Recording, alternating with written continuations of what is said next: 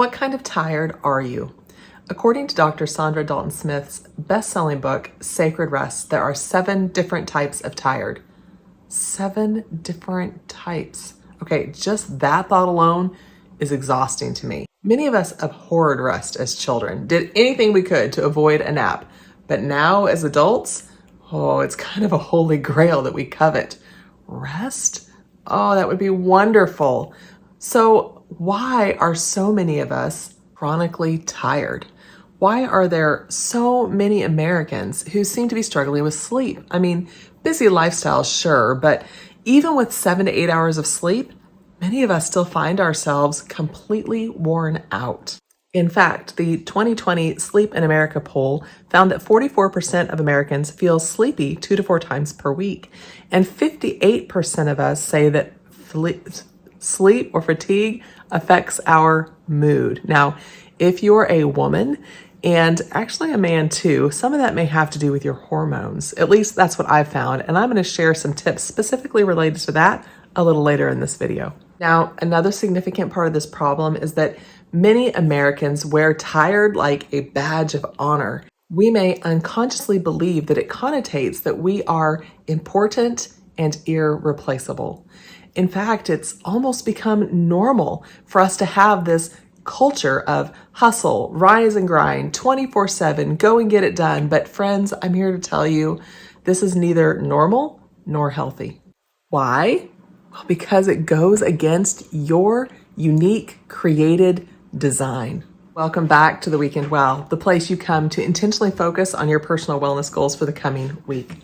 I'm Rachael Page, and we've been focusing on wellness foundations for the past couple of weeks. And I'm just wondering, are you still falling for thirst traps, or are you actually satisfied physically and spiritually? Are you getting time in the sun so that your natural radiance is absolutely undeniable and that you have a beautiful, healthy glow from spending time in His presence? Check out the previous episodes of The Weekend Well here on YouTube if you need a refresher. Today we move on to the concept of rest. And according to Dr. Dalton-Smith, it's not just physical rest that our body needs. There are actually 7 types, as I mentioned earlier. So they also include mental, emotional, spiritual, social, sensory, and creative rest. Omit any one of these and you will feel the consequences of the resulting rest deficit. Now, as a believer, I believe that this is due to our created design. In fact, if you just go take a look at the 10 Commandments, you'll see that the 4th, remembering the Sabbath to keep it holy, or rest, Sabbath is about a day of rest that we set aside with intentionality, is the longest description of a commandment of those 10. I wonder if it's the longest one because it's what God knew we would be quickest to overlook, dismiss, discount. But the reality model that for us in Genesis is that God worked and we too are created to work. God then rested. Are we greater than God? No. And we too need to rest. Why? Because it's a discipline by which God forms us. From within the Sabbath practice, I have found that God values play and creativity, not just suck it up and get it done mentality that I lived with for way too many years. I've also had to confront my hidden beliefs and blind spots. For instance, if I really believe that I can't take a break for 24 hours laying down my work, what does that say about who I really believe is in control of my destiny? Ouch. I like the way Mark Batterson puts it in his Praying Circles books. He says, work as if it depends upon you, pray as if it depends upon God. You know, friend, both are true. Now, I'm a kinesthetic learner, which means I best learn the thing by doing the thing. So learning to practice the rhythm of a Sabbath helps to rewire my brain and yours, and also creates new rhythms in our body. I need these things to flourish, and I begin to acknowledge that He is God, I am not.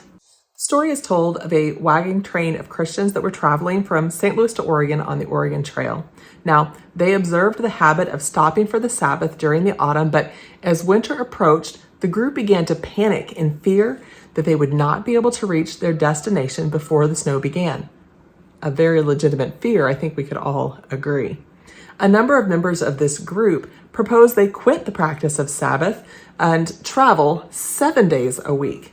This caused an argument in the community until it was finally decided to divide the wagon train into two groups. One group would observe the Sabbath day as before and not travel. The other would press on. Which group arrived in Oregon first? Of course, the ones who kept the Sabbath. Both the people and their horses were so rested by their Sabbath observance, they could travel more efficiently for those other 6 days. If you have ever said, I'm going to press hard, but just for this season, I need you to know there will be a cost to denying yourself the regular rhythms of rest that your body, your being, is uniquely crafted to need. You might just want to rethink that. Many of us know to get 7 to 8 hours of sleep nightly to function as our best self, but rest is so much more than just quality sleep or being physically still long enough for our bodies to sleep and make repairs. Sleep is not rest, though good quality sleep does come from a life well rested. You see, rest done right heals us emotionally and spiritually, and even grants to us that quality physical sleep. My favorite essential oil blend for supporting sleep is called Rutabaga. Rutabaga is a blend of rue, valerian, and lavender. Now, rue, this ruta, is known to cause relaxation and increase drowsiness. Valerian is known as a natural sedative, and lavender most people already recognize for its calming properties. But did you know that lavender also reduces cortisol, the stress hormone? Speaking of hormones, they can be a huge disruptor for our sleep for both men and ladies. For the ladies, with this one product, Progestence Plus, I began experiencing more restful sleep, as have many of my clients. Many on the very first night they use it, and then it just keeps getting better and better. Now, last night, I actually forgot to put it on. When I lay down, I began to wonder, why am I still so amped up? Then it clicked. I'd forgotten my Progestence Plus. So I went and I quickly applied 1 drop to each of my forearms, laid back down, and with minutes, done. Slept like a baby all night long.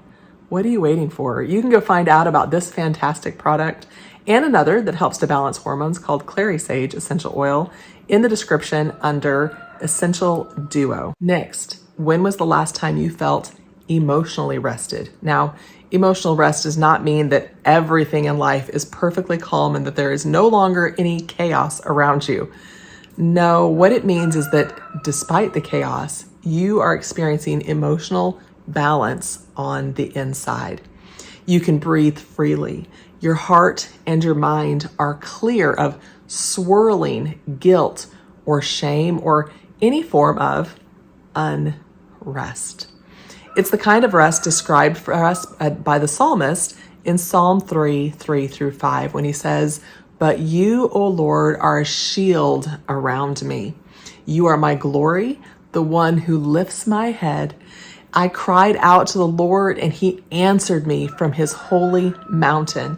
I lay down and slept, yet I woke up in safety, for the Lord was watching over me." Oh, what a sweet thought of how the Lord gives us strength, confidence, and blesses us with rest. Finally, when was the last time you felt spiritually rested? Spiritually rested is being soul free, nothing binding me, nothing whispering that I am less than or not enough or unacceptable.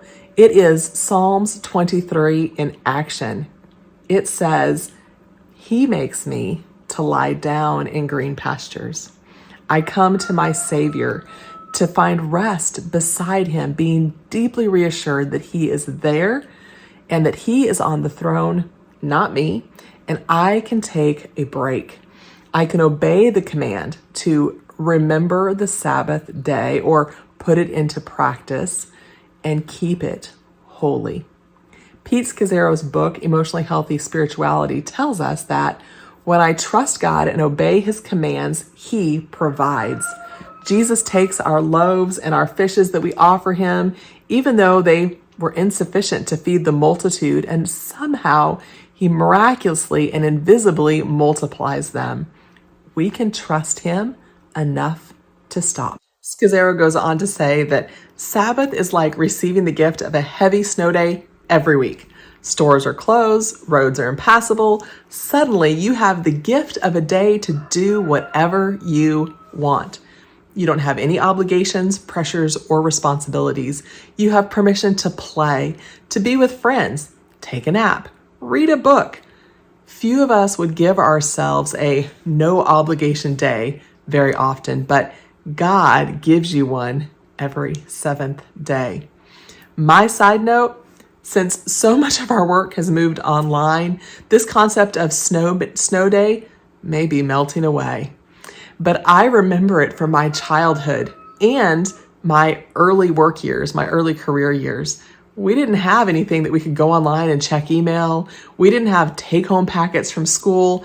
Nobody kept tabs on you. It was glorious. Think about it. God gives you over 7 weeks, 52 days in all of snow days every year.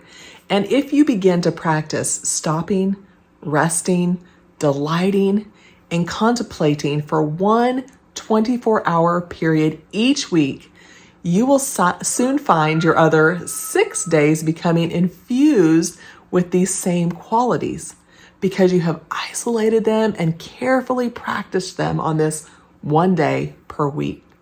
Psalms 127:2 tells us, "It is useless for you to work so hard from early morning until late night, anxiously working for food to eat, for God gives rest to his loved ones." Which brings us to your weekend wellness challenge. Part 1, would you like help identifying which type of rest you most need? Just in listening to this devotional, you have used physical, mental, emotional, spiritual, sensory, and creative energy. Each is drawing from a different energy pool. Each needs to be restored in preparation for the next time this coming week when you are working diligently for the Lord. It will be called upon. So Dr. Saundra Dalton-Smith has created a quiz that I have linked to in the description. So take that quiz, see which kind of rest you are most in need of. Part 2, practice twice daily pauses as mini Sabbaths, really, and a Sabbath. Practice that too. We benefit from observing this kind of rest because it is how God formed us. You can consider resting from work, physical exhaustion, hurriedness, multitasking, competitiveness, worry, decision-making, catching up on errands, talking, or maybe even technology like cell phones or TV, computers, or social media. Instead, you can focus on slowing down, centering, turning into God's love for you and provision, gratitude, and taking time to notice, how has he created you? How has he uniquely created you to find delight? Need help beginning practice of the daily pause? Well, you can follow the link in the description to the Spiritual Step resource. I hope that you are more ready than ever to grow your wellness, including this new wellness foundation of rest. Just know better and do better. And I'll see you next week here on